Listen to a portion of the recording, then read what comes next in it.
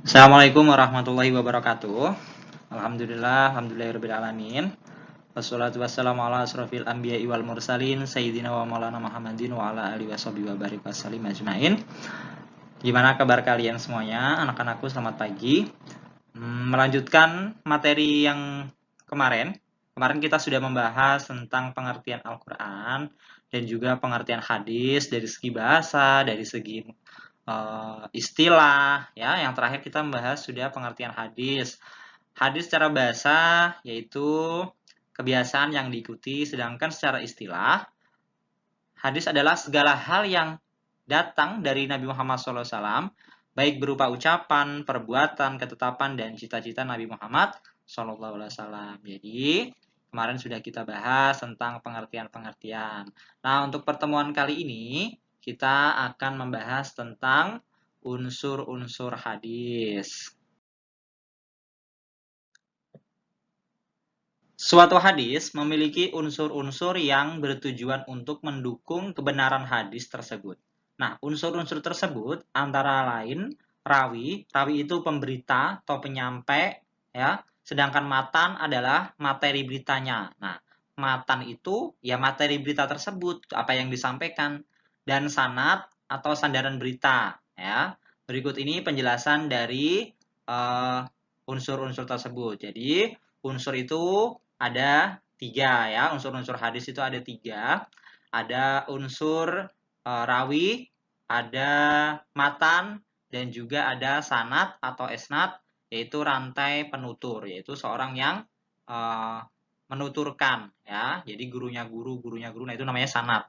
Jadi bersambung lah, ya. Nyambung-menyambung. Sekarang kita bahas tentang rawi. Apa sih itu rawi, Pak? Rawi itu adalah orang yang meriwayatkan atau menghimpun hadis. Sekali lagi, rawi itu adalah orang yang meriwayatkan atau menghimpun hadis. Nah, rawi pertama adalah para sahabat. Ya, sekali lagi, rawi pertama kali itu ya para sahabat. Dan rawi yang terakhir adalah orang yang membukukannya. Siapa orang yang membukukannya itu? Orang yang membuat buku catatan, ya, membukanya maksudnya mencatat, seperti siapa? Seperti Imam Bukhari, Imam Muslim, kemudian Imam Ahmad, dan lain-lain sebagainya, ya. Banyak sebenarnya, cuman di sini kita ketahui dulu, yaitu yang membukukan. Jadi perawi pertama itu adalah para sahabat, kemudian perawi terakhir itu adalah orang yang membukukannya. Seperti siapa? Yaitu Imam Bukhari, Imam Muslim, Imam Ahmad, dan lain-lain, ya. Adapun syarat-syarat seorang rawi itu ada beberapa, antara lain sebagai berikut. 1, yaitu harus adil, ya. Seorang rawi itu nggak boleh sembarangan, ya. Seorang perawat nggak boleh sembarangan, harus mempunyai sifat yang adil. Nah, bagaimana maksudnya? Yaitu orang yang melaksanakan kewajiban dan menjauhi perbuatan haram yang mengakibatkan pelakunya fisik istiqomatuddin, ya. Hati-hati. Dan orang yang melaksanakan adab dan akhlak yang terpuji dan meninggalkan perbuatan yang menyebabkan orang lain mencelanya atau al-mur'ah. Jadi harus benar-benar difahami, adil yaitu orang yang melaksanakan kewajiban, ya. Itu namanya adil, orang yang melaksanakan kewajiban dan menjauhi perbuatan haram, ya, yang mengakibatkan pelaku fisiknya istiqomudin. Jadi dia istiqomah dalam hal kebenaran. Dan orang yang melaksanakan adab dan akhlak yang terpuji dan meninggalkan perbuatan yang menyebabkan orang lain mencelanya atau mur'ahnya hancur, itu namanya adalah orang yang adil. Jadi orang yang adil itu seperti itu. Jadi orang yang benar-benar baik, istiqomah, ibadah, terpercaya, ya. Itu adalah syarat rawi yang pertama. Nah, syarat rawi yang kedua itu harus muslim. Artinya bagaimana? Hadis yang sah diriwayatkan oleh kaum muslim. Kalau selain non-muslim, selain muslim, berarti non-muslim. Bagaimana kalau yang meriwayatkan kafir? Ya nggak sah, ya. Karena persyaratannya rawi itu harus muslim. Sementara hadis yang diriwayatkan orang kafir itu tidak sah, ya. Sekali lagi, seorang rawi selain adil juga harus muslim, ya. Nah, bagaimana kalau kafir, Pak, yang meriwayatkan atau yang perawinya itu adalah agamanya Kristen atau Hindu atau Yahudi? Yang nggak sah, ya. Jadi apa yang diriwayatkan jadi nggak sah, ya. Jadi selain adil juga harus muslim. Nah, yang ketiga adalah dobit. Apa itu dobit? Dobit yaitu orang yang kuat hafalannya, ya. Dobit itu orang yang sangat kuat hafalannya, serta daya ingatnya, serta memelihara kitab hadis dari gurunya, sehingga tidak mungkin ada perubahan. Jadi benar-benar ingat semuanya. Apa yang diajarkan gurunya, apa yang didengarnya, semuanya dia ingat, ya. Namanya dobit, orang yang kuat hafalannya, serta daya ingatnya, serta memelihara kitab hadis dari gurunya, sehingga tidak mungkin ada perubahan, ya. Demikian tadi rawi syaratnya ada 3, ya. Ada adil, harus adil, muslim, dan juga dobit. Nah, unsur hadis berikutnya selain rawi tadi yang kita bahas rawi, sekarang kita lanjut ke matan. Apa itu matan? Matan yaitu materi hadis yang tempat penulisannya sesudah sanad, ya. Materi hadis yang tempat penulisannya sesudah sanad dan sebelum rawi. Ada 2 hal yang perlu dicermati dalam memahami hadis berkaitan dengan matan. Apa aja? Yaitu ujung sanad sebagai sumber redaksi berujung pada Nabi Muhammad SAW. Jadi ujung-ujungnya adalah sampai ke Nabi Muhammad, ya, atau bukan, dan matan hadis terdiri dalam hubungan dengan hadis lain yang lebih kuat sanadnya, menguat atau melemahkan, serta hubungannya dengan ayat Al-Quran, apakah ada yang bertolak belakang, ya. Sekali lagi, matan itu adalah materi hadis yang tempat penulisannya sesudah sanad, ya. Setelah sanad baru ada materi hadis, dan sebelum rawi, ya, sebelum diriwayatkan. Jadi tengah-tengah posisinya. Ada 2 hal yang perlu kalian cermati dalam memahami hadis berkaitan dengan matan. Apa aja, Pak? Yaitu ujung sanadnya, ujung pangkal dari sanadnya, sumber redaksinya berujung mentoknya pada Nabi Muhammad, ya. Pokoknya sampainya Nabi Muhammad. Atau bukan, dan matan hadis terdiri dalam hubungan dengan hadis lain yang lebih kuat sanadnya, menguat atau melemahkan, serta hubungannya dengan ayat Al-Quran, apakah ada yang bertolak belakang, ya. Itulah pengertian daripada matan.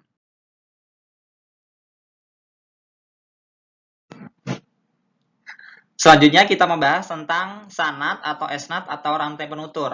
Nah, sekarang secara bahasa sanad itu artinya adalah sandaran, ya. Nah, artinya sandaran, ya. Tempat bersandar, tempat dijadikan rujukan, tempat di mana dijadikan sandaran, bersandar, tempat bersandar yang menjadi sandaran atau yang bisa dijadikan pegangan, dijadikan hujah, ya. Namanya guru, ibarat kata gurunya lah, ya. Sementara menurut terminologi atau istilah, para ahli hadis memberi pengertian yang berbeda. Nah, secara istilah, menurut ulama-ulama hadis ini memberikan pengertian yang berbeda tentang masalah sanad atau isnad, ya. Yang pertama adalah 1, jalan yang menyampaikan kepada matan hadis, artinya sanad merupakan rangkaian para perawi yang memindahkan matan dari sumber premiernya, ya. Sekali lagi, pertama, jalan yang menyampaikan kepada matan hadis, artinya sanad merupakan rangkaian para perawi yang memindahkan matan dari sumber premiernya, ya. Jadi di otak-atik lah semacam itu, ya. 2, silsilah orang yang menghubungkan kepada matan hadis. Maksudnya, susunan atau rangkaian orang yang menyampaikan materi hadis tersebut sejak yang disebut pertama sampai kepada Rasulullah SAW. Jadi, rangkaiannya yang menyampaikan materi hadis tersebut sejak yang disebut pertama sampai kepada Rasulullah. Dengan demikian, sanad ini dapat diartikan sebagai jalan yang menyampaikan kepada matan hadis, yaitu silsilah para perawi yang memindahkan matan dari sumbernya yang pertama, ya. Jadi pertama kali diurut-urut nih dari Nabi Muhammad, misalnya dari Muhammad ke sahabat, ke tabi'in, tabi'in, ulama sampailah ketika. Nah, sanad terdiri atas seluruh penutur, ya, seluruh penyampai, mulai yang mencatat hadis tersebut dalam bukunya atau kitab hadis hingga Rasulullah Shallallahu Alaihi Wasallam. Sanad memberikan gambaran keaslian suatu riwayat. Nah, para muhadisin membagi tingkatan sanad menjadi beberapa tingkatan. antara ashabul ahsanid sama ahsanul ahsanid ya. Adapun jenis-jenis sanad hadis dapat dibagi menjadi dua, yaitu sebagai berikut. 1. Sanad ali, yaitu sanad yang jumlah rawinya sedikit apabila dibandingkan dengan sanad lain. Sanad ali dapat dibagi menjadi dua lagi, yaitu sanad mutlak dan nisbi atau relatif. Ya, perlu kalian pahami dulu, nggak usah bingung-bingung. Pokoknya kalian ngerti dulu apa itu sanad ali dan sanad ali itu dibagi menjadi berapa. Yang penting kalian itu ketahui dahulu. Kemudian yang kedua ada lagi sanad nazil. Apa itu sanad nazil? Sanad nazil yaitu sebuah sanad yang jumlah rawinya lebih banyak jika dibandingkan dengan sanad lain. Ya, hadis dengan sanad yang lebih banyak akan tertolak dengan sanad lain yang sama jika jumlah rawinya lebih sedikit. Jelas ya sampai sini pengertian dari sanad dan cabang-cabangnya serta pembagian-pembagiannya ya. Selanjutnya kita bahas tentang macam-macam hadis. Apa? Hadis juga dimaknai sebagai sunnah kan? Seperti yang telah dijelaskan sebelumnya bahwa hadis ini merupakan sesuatu yang berasal dari Rasulullah SAW. Baik perkataan, perbuatan, penetapan, sifat lahiriah maupun sifat batiniah. Ataupun sejarah beliau baik sebelum pengutusan atau sesudahnya. Ya. Berdasarkan sumbernya, sunnah dapat dibedakan menjadi 3 macam, yaitu yang kita bahas nih ya sekarang. Jadi dibedakan menjadi 3 macam, yaitu ada sunnah qauliyah, ada sunnah fi'liyah, ada sunnah takriyah. Jadi macam-macam hadis dibagi menjadi 3. Ada hadis qauliyah, ada hadis fi'liyah, ada hadis takriyah.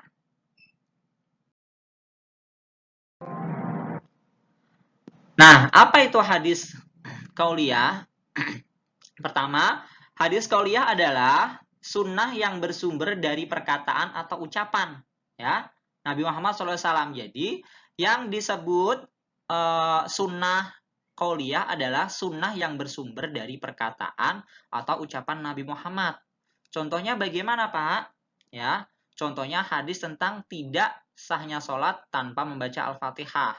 Ya, sabda Rasulullah SAW yang diriwayatkan oleh Abu Hurairah yang artinya tidak sah salah seseorang yang tidak membaca surat Al-Fatihah. Itu adalah hadis riwayat dari Bukhari Muslim. Ya, sekali lagi saya jelaskan. Sunnah qauliyah adalah sunnah yang bersumber dari perkataan atau ucapan Nabi Muhammad SAW. Dengan kata lain, jenis sunnah tersebut berupa perkataan Nabi Muhammad SAW yang berisi berbagai tuntunan dan petunjuk syara. Nah, peristiwa-peristiwa atau kisah-kisah baik yang berkaitan dengan aspek akidah, syariat maupun akhlak. Adapun yang dimaksud perkataan Nabi Muhammad SAW di sini adalah sabda Nabi Muhammad SAW dalam merespon keadaan yang berlaku pada masa lalu, masa kininya, dan masa depan. Terkadang dalam bentuk dialog dengan para sahabat atau jawaban yang diajukan oleh sahabat atau bentuk-bentuk lain seperti khotbah. Seperti tadi sabda Rasulullah masalah tentang hadis yang tidak salatnya seseorang tanpa membaca Fatihah yang diriwayatkan oleh Imam Bukhari Muslim. Selanjutnya adalah sunnah fi'liyah. Apa itu sunnah fi'liyah? Sunnah fi'liyah adalah sunnah yang bersumber dari segala bentuk perbuatan Nabi Muhammad SAW. Jadi, apapun segala bentuk perbuatan Nabi Muhammad itu dinamakan sunnah. Ya. Jadi, apapun yang bersumber dari perbuatan Nabi Muhammad itu namanya sunnah fi'liyah. Ya. Perbuatan itu menjadi rujukan perilaku para sahabat pada masa itu, ya. Pokoknya perilaku Nabi Muhammad pada saat itu menjadi rujukan para sahabat pada masa itu dan menjadi keharusan bagi umat Islam untuk mengikuti dan meneladaninya. Kita pun sebagai umat Islam, sebagai umat Rasulullah juga harus mengikutinya. Apa yang dilakukan oleh Nabi ya kita lakukan. Berarti gitu ya. Contoh sunnah fi'liyah antara lain adalah cara sholat. Ya kita harus ngikutin cara sholat Nabi. Cara wudhu, ya kita harus juga ngikutin cara wudhunya Nabi. Haji bagaimana, ya kita harus ngikutin hajinya Nabi. Dan lain-lain yang berhubungan dengan ibadah. Pokoknya biasanya itu sunnah fi'liyah masalahnya adalah masalah ibadah ya, kayak haji, sholat, wudhu, gerak tubuh. Karena ini sumbernya adalah dari segala bentuk perbuatan Nabi Muhammad. Jadi apapun yang bersumber dari perbuatan Nabi Muhammad itu dikategorikan sunnah fi'liyah ya. Sunnah fi'liyah itu sumbernya pokoknya dari semua perbuatan Nabi Muhammad SAW. Ya, termasuk contohnya adalah masalah ibadah, sholat, wudhu, haji, dan lain-lain. Nah, contoh hadis tentang tata cara salat di atas kendaraan ada lagi adalah contoh hadis tentang tata cara salat di kendaraan. Dari Jabir bin Abdullah berkata, Rasulullah SAW salat di atas tunggangannya menghadap kemana arah tunggangannya menghadap. Jika beliau hendak melaksanakan sholat fardu, maka beliau turun lalu salat menghadap ke kiblat. Ya, itu adalah cara-caranya. Hadis riwayat Al-Bukhari dan Muslim. Selanjutnya adalah sunnah takririyah. Apa itu sunnah takririyah, Pak? Sunnah takririyah adalah sunnah yang berupa ketetapan Nabi Muhammad SAW. Kalau qauliyah itu kan sumbernya dari ucapan Nabi. Kemudian kalau fi'liyah berupa bentuk perbuatan Nabi Muhammad. Nah, beda dengan takririyah. Kalau takririyah ini berupa ketetapan Nabi Muhammad. Maksudnya bagaimana?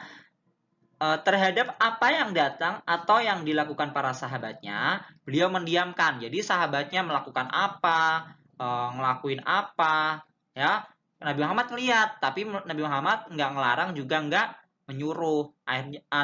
Artinya Nabi Muhammad diam. Beliau mendiamkan atau membiarkan suatu perbuatan yang dilakukan oleh para sahabatnya tanpa memberikan penegasan apapun. Apakah itu dilarang, apakah itu disuruh, apakah itu boleh, apakah boleh beliau membenarkan ataukah Nabi Muhammad menyalahkan. Jadi tidak ada ya. Jadi Nabi Muhammad cuma melihat dan itu namanya takrir ya, diem, dibiarkan nggak kenapa-napa.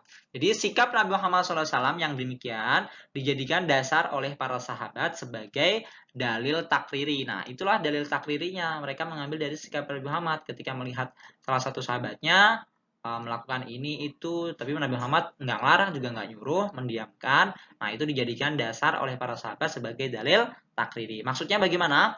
Dapat dijadikan hujah atau mempunyai kekuatan hukum untuk menetapkan suatu ketentuan syarak. Contohnya apa? Contohnya hadis tentang memakan daging dob, yaitu sejenis biawak. Beda dengan biawak di Indonesia, ya.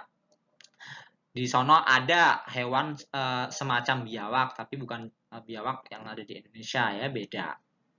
Jadi beda. Itulah yang disebut dengan takririyah atau sunnah takririyah, yaitu segala ketetapan. Jadi Nabi itu melihat para sahabatnya melakukan apa tapi diam, tidak ada penegasan, tidak melarang juga tidak menyuruh. Jadi diam Nabi itu dijadikan dalil atau hujah untuk para sahabat, ya, sebagai dalil takriri namanya. Nah, selanjutnya para ulama ahli hadis telah membagi hadis dari segi jumlah rawi atau kuantitas periwayat menjadi dua macam, yaitu hadis mutawatir dan hadis ahad. Nanti saya jelaskan satu persatu, ya. Sekarang perlu kalian ketahui bahwa para ulama ahli hadis telah membagi hadis dari segi jumlah rawi atau kuantitas periwayat menjadi dua macam, yaitu ada hadis mutawatir dan juga ada hadis ahad. Apa itu hadis mutawatir? Hadis mutawatir menurut bahasa, mutawatir berasal dari mutotobi yang artinya beriringan atau berturut-turut satu dengan yang lain. Jadi berurutan satu dengan yang lain, ibarat kata kalau orang berdiri itu berbaris itu belakang gitu. Adapun menurut istilah, mutawatir adalah suatu hasil hadis berdasarkan pendengaran atau penglihatan. Ya, sekali lagi, kalau menurut istilah, mutawatir adalah suatu hasil hadis berdasarkan pendengaran ya atau penglihatan yang diriwayatkan oleh sejumlah besar rawi yang menurut kebiasaan mustahil, secara kebiasaan tuh mustahil mereka berkumpul dan bersepakat untuk berdusta, itu mereka kayak nggak mungkin gitu. Maksudnya bagaimana? Maksudnya hadis ini diriwayatkan sejumlah rawi yang menurut adat mustahil bagi mereka bersepakat berbuat dusta. Hal tersebut seimbang dari permulaan sanad hingga akhirnya. Tidak terdapat kejanggalan jumlah pada setiap tingkatan. Ya, itu adalah mutawatir. Nah, adapun syarat hadis mutawatir juga ada beberapa, ya. Jadi bisa dikatakan atau dikategorikan hadis mutawatir itu yang bagaimana, hadisnya yang bagaimana, harus bagaimana bisa dikatakan hadis mutawatir. Nah, ada syarat-syaratnya menjadi hadis yang mutawatir, juga ada syaratnya. Satu, syaratnya menjadi hadis mutawatir adalah diriwayatkan oleh jumlah perawi yang banyak. Harus perawinya banyak, ya. Itu syarat pertama bisa dikatakan hadis mutawatir, bisa dikategorikan hadis mutawatir, ya jumlah perawinya harus banyak. Kedua, menurut kebiasaan tidak mungkin mereka bersekongkol atau sepakat untuk berdusta. Tidak mungkin kebiasaan-kebiasaan orang perawi itu ngumpul terus bersepakat ngumpul untuk berdusta, itu kayak nggak mungkin, ya. Kemudian syarat selanjutnya adalah jumlah yang banyak ini berada pada semua tingkatan sanad. Sanadnya semuanya sama, ya. Orang sebanyak itu, jumlah sebanyak itu berada pada semua tingkatan sanad. Semuanya ada tingkatan sanadnya. Kemudian yang terakhir adalah sandaran hadis. Mereka dengan menggunakan panca indera, bukan dengan suatu yang dipikirkan. Jadi yang mereka dengan melihat, mendengar, ya, mencatat, itu bukan cuman memikirin, ngarang-ngarang, dipikirin, di logika, enggak. Tapi sandaran hadis ini adalah mereka dengan menggunakan panca indera. Maksudnya bagaimana? Ya didengarkan, dilihat. Nah, itu maksudnya di situ. Jadi syarat-syarat hadis bisa dikategorikan hadis mutawatir, yaitu satu adalah diriwayatkan oleh jumlah perawi yang banyak, perawinya harus banyak. Terus menurut kebiasaan perawi itu tidak mungkin bersekongkol atau sepakat untuk berdusta. Jumlah yang banyak ini sanad tingkatannya selalu pada semua tingkatan sanad, ya. Terus sandaran hadis mereka ini menggunakan panca indera, bukan menggunakan sesuatu yang dipikirkan. Hadis mutawatir sendiri terbagi menjadi 3 jenis, yaitu satu, hadis mutawatir lafzi, kedua, hadis mutawatir maknawi, dan ketiga, hadis mutawatir amali. Ya, kita bahas tentang hadis mutawatir lafzi dulu. Hadis mutawatir lafzi yaitu suatu yang diriwayatkan dengan bunyi lafadznya, yaitu sesuatu yang diriwayatkan dengan bunyi lafadznya oleh sejumlah rawi dan sejumlah rawi, ya. Pokoknya diriwayatkannya dengan bunyi lafadz, ya. Itu namanya mutawatir lafzi, ya, diriwayatkan dengan bunyi lafadz. Nah, kemudian hadis mutawatir maknawi yaitu hadis mutawatir yang para perawinya berbeda dalam menyusun redaksi, ya. Jadi hadis mutawatir maknawi ini maksudnya adalah mereka berbeda dalam perawinya, dalam penyusunan redaksinya berbeda. Ya, perawinya ini berbeda dalam menyusun hadis-hadis tersebut. Namun terdapat penyesuaian atau kesamaan dalam maknanya, tapi artinya sama. Ya, susunan redaksinya beda, cuman ya lafadznya beda mungkin atau penyusunnya beda, tapi secara maknawi ya sama, artinya sama. Ya, jadi ada kesamaan maknanya. Ya, ada kesamaan hadis tersebut, itu namanya hadis maknawi.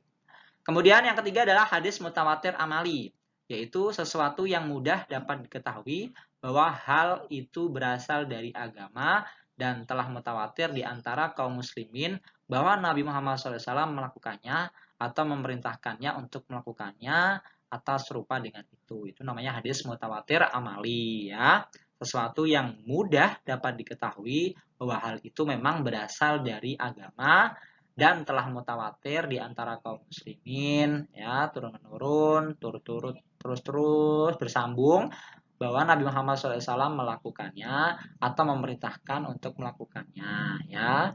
Itu namanya hadis mutawatir amali. Jadi ada 3 tadi, hadis mutawatir dibagi menjadi 3. Ada mutawatir lafzi, ada mutawatir maknawi, ada mutawatir amali. Nah, sekarang kita bahas dari hadis tadi adalah pertama hadis mutawatir. Nah, sekarang ada hadis ahad. Ya, apa itu hadis ahad? Hadis ahad adalah hadis yang diriwayatkan oleh 1, 2, atau sedikit orang yang tidak mencapai derajat mutawatir. Berdasarkan jumlah rawi dalam tiap tobakoh, ulama membagi hadis ulama menjadi hadisnya menjadi 3. Ya, nanti ada 3 bagian, ada 3 macam. Ya, di antaranya sebagai berikut. Ada hadis masyhur, ada hadis aziz, ada hadis gharib. Ya, jadi perlu kita ketahui bahwa hadis ahad adalah hadis yang diriwayatkan oleh satu, dua, atau sedikit. Pokoknya satu atau dua. Pokoknya sedikit lah intinya ya. Sedikit orang yang tidak mencapai derajat mutawatir. Ya. Dan berdasarkan jumlah rawi dalam tiap tobakoh. Itu pokoknya sedikit-sedikit. Ulama pun menggaji hadis ahad menjadi 3 macam. Di antaranya adalah hadis masyhur, hadis aziz, dan juga hadis gharib. Apa itu hadis masyhur? Hadis masyhur yaitu hadis yang diriwayatkan oleh 3 perawi atau lebih di setiap tobakohnya dan tidak sampai batas mutawatir. Jadi di hadis masyhur itu ya hadis diriwayatkan oleh 3 perawi atau bahkan lebih ya di setiap tobakohnya dan tidak sampai batas mutawatir. Yang kedua adalah hadis aziz. Apa itu hadis aziz? Yaitu hadis yang perawinya tidak kurang dari 2 orang. Ya. Nggak kurang dari 2 orang doang dalam semua tingkatan tobakoh. Dalam semua tingkatan tobakoh nggak kurang dari 2 orang. Itu namanya hadis perawi. Hadis yaitu hadis aziz. Yang perawinya cuman ada kurang dari 2 orang. Ya, dalam setiap tobako. Sedangkan hadis gharib yaitu suatu hadis yang diriwayatkan oleh seseorang perawi sendirian. Jadi dia meriwayatkan sendirian atau oleh satu orang rawi saja setiap tobako. Jadi setiap tobakonya juga cuma satu atau dia meriwayatkannya sendirian. Nah, itu namanya hadis gharib.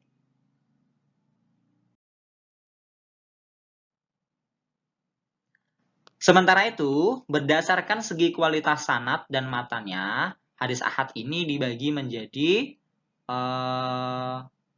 beberapa hadis ya, dibagi menjadi hadis. Jadi tiga macam ya. Jadi berdasarkan segi kualitas nih ya, berdasarkan segi kualitasnya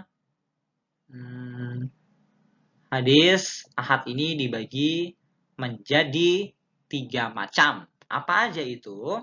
Satu adalah hadis soheh.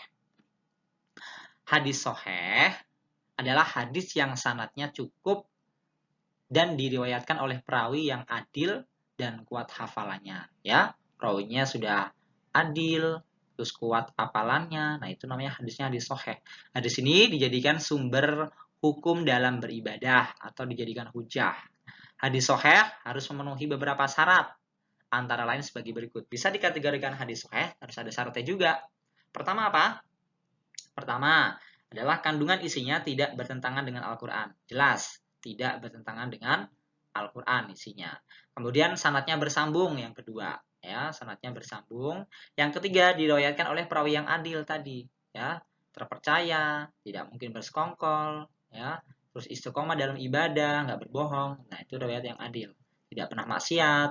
Ya, kemudian yang keempat, tidak bertentangan dengan hadis lain yang lebih sahih. Jadi nggak bertentangan dengan hadis sahih.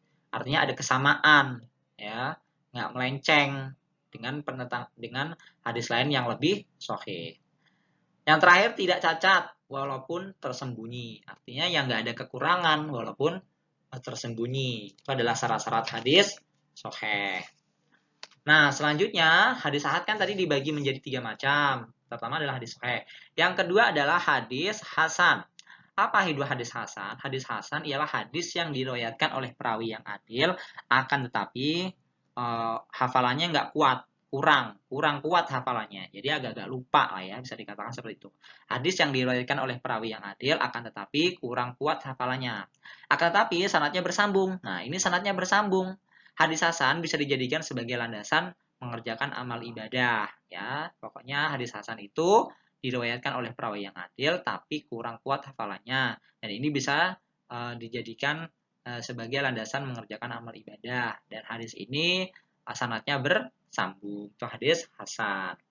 Hadis hasan pun dibagi menjadi 2, yaitu ada hasan li zatihi dan ada hasan li ghairihi. Kalian ketahui dulu, pokoknya pengertian hasan itu apa dan dibagi menjadi 2 apa aja, yaitu hasan li zati dan hasan li ghairihi. Masalah nanti-nantinya nanti ada tahap-tahapannya ya. Kemudian yang terakhir adalah hadis do'if. Apa itu hadis do'if? Hadis do'if ialah hadis yang tidak memenuhi kualitas sebagai hadis soheh dan hadis hasan. Jadi nggak memenuhi kualitas hadis soheh, juga nggak memenuhi hadis hasan. Hasan pun tidak memenuhi. Persyaratan sebagai hadis hasan nggak memenuhi. Persyaratan hadis soheh juga tidak memenuhi. Itu dikatakan do'if. Hadis do'if tidak dapat dijadikan landasan sebagai hujah. Hanya dapat dijadikan sebagai motivasi dalam beribadah. Gak apa-apa dijadikan motivasi, tapi tidak boleh dijadikan landasan atau hujah, ya. Gak boleh hadis do'if itu. Baik, demikian apa yang kita pelajari hari ini. Semoga bermanfaat bagi kita semua dan kalian paham. Nanti di pertemuan berikutnya kita akan membahas tentang fungsi-fungsi kedudukan hadis sebagai pedoman hidup dan fungsi hadis terhadap Al-Quran. Untuk saat ini, semoga apa yang saya sampaikan hari ini, yang kita pelajari, kalian paham, kalian baca lagi, kalian ulang-ulang lagi, kalian dengarkan baik-baik ya. Wabillahi taufiq wal hidayah. Wassalamualaikum warahmatullahi wabarakatuh.